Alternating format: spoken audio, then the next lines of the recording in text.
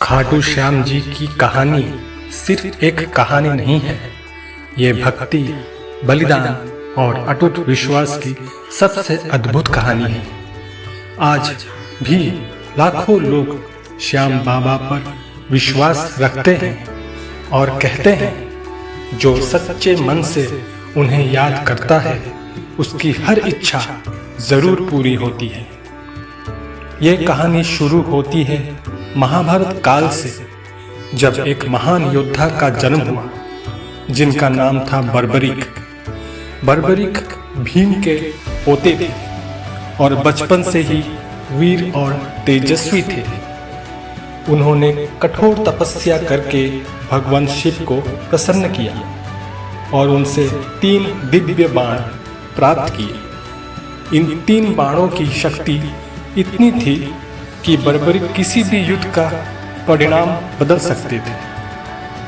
उनका पहला बाण दुश्मन को चिन्हित करना था, दूसरा बाण सभी लक्ष्यों को नष्ट कर देता था और तीसरा बाण सब कुछ वापस ला सकता था।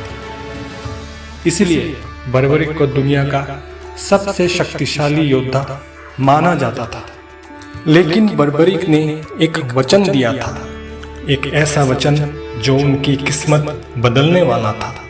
उन्होंने कहा था कि वो हमेशा हारने वाले का ही साथ देंगे।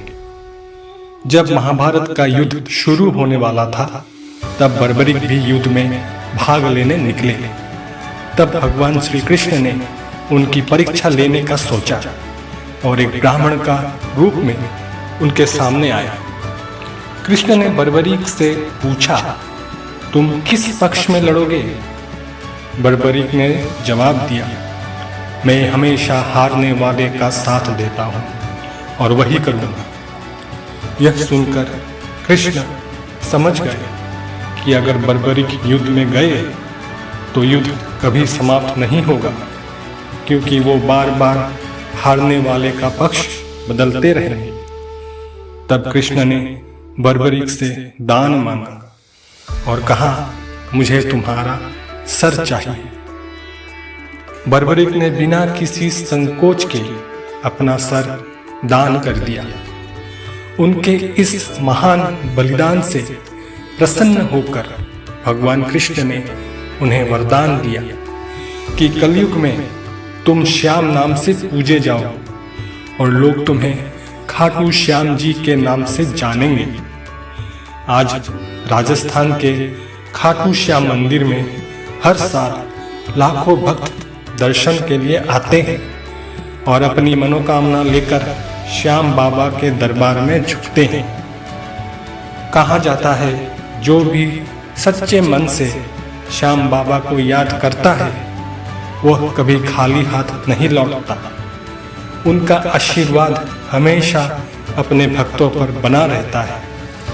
यह कहानी हमें सिखाती है कि सच्ची भक्ति और बलिदान से ही जीवन सफल होता है और विश्वास ही सबसे बड़ी शक्ति है। जय श्री श्याम।